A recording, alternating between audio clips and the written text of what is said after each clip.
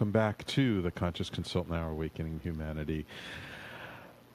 What an interesting journey we've been on this hour. Walking with you on the Camino, I kind of feel like I'm curious because I know for myself, like when I go to a new place, especially recently in the last 2 or 3 years, and I'm like either in nature a lot or I'm just in a very different environment than I'm used to, my dreams and my sleep tend to be very much affected by the environment. Did you find that a lot along the Camino? Yeah, and I don't actually tend to dream very much. I rarely remember them, but the very first night on the Camino, I had a really vivid dream about why I was on the Camino, and then I had many nights I would have these really vivid dreams, and on one evening I had a dream that it wasn't a nightmare, but it had intensity to it. Mm-hmm. And I was like, wow, that was... And we were staying in an old Templar village, and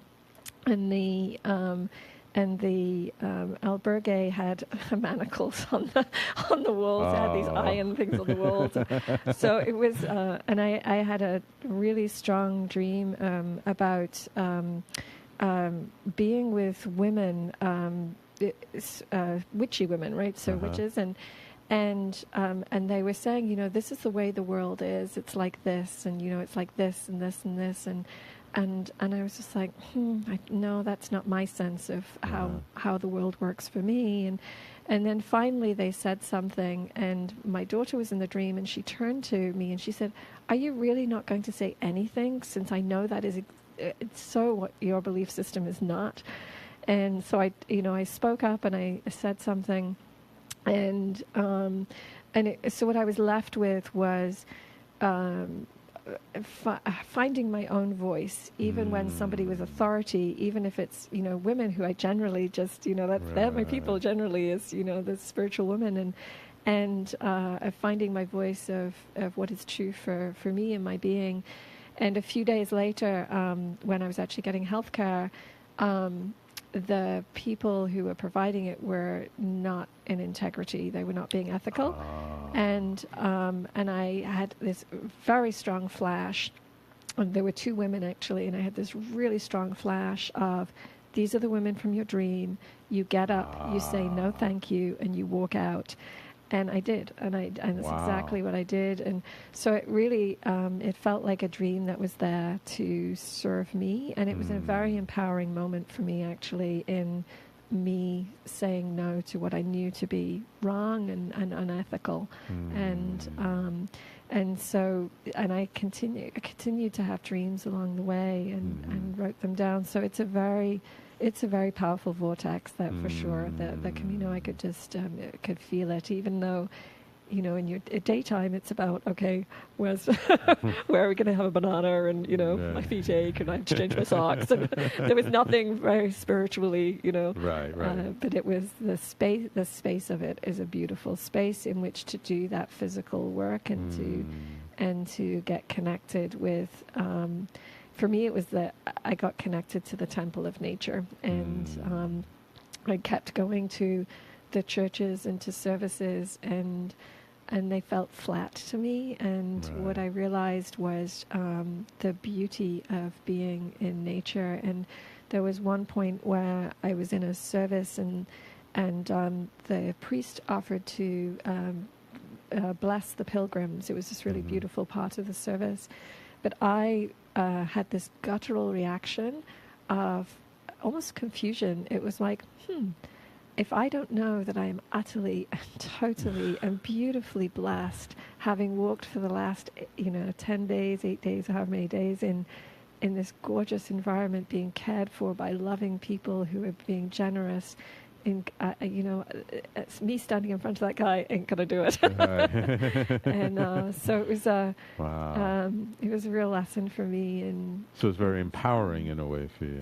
Yeah, and yes, I've just connected with what is a blessing, that we are all utterly blessed, and we don't need an authority to do that for us. That So this has been really a tremendous experience for you.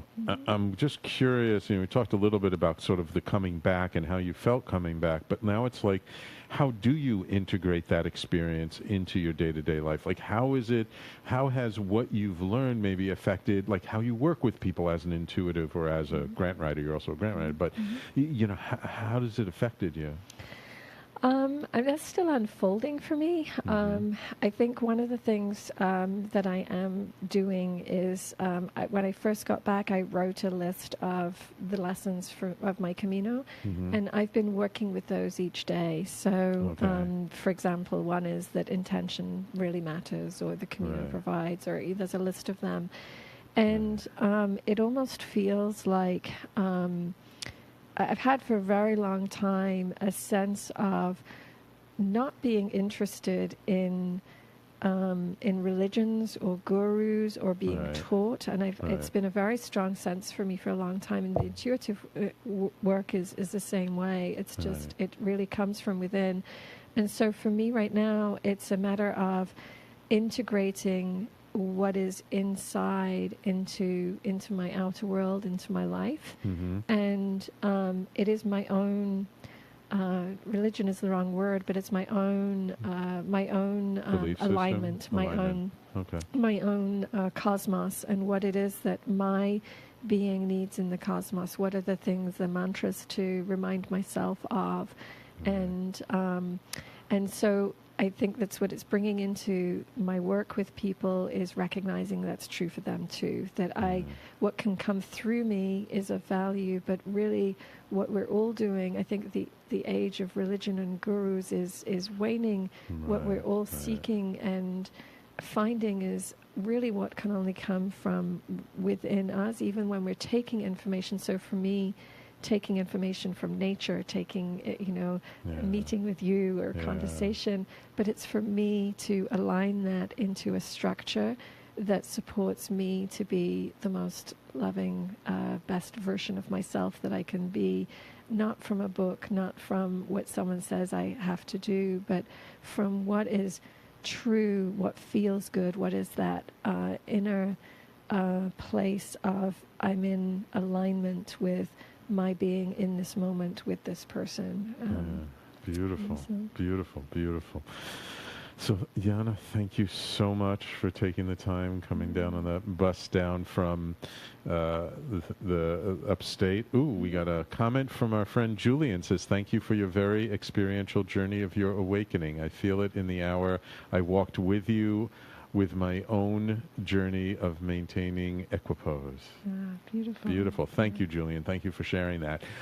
If people want to learn more about you, get in touch with you, how can they do that? Where do people find you? I have a website. It's the janachannel.com. So the word T-H-E, and then Jana, J-A-N-A, and then channel.com. And I think my phone number is on there. My email is on there.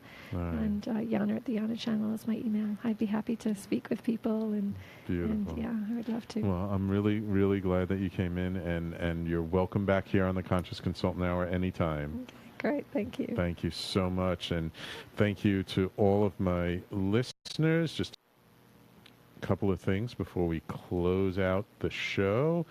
So I hope you guys have enjoyed this, and I hope you've seen the value of walking the path. And if any of the things we've talked about in terms of integrating this kind of a journey into your life, in terms of being sort of more intentional or more conscious in your life, if any of this resonates with you, I'm always here to help you. You can contact me at sam@theconsciousconsultant.com.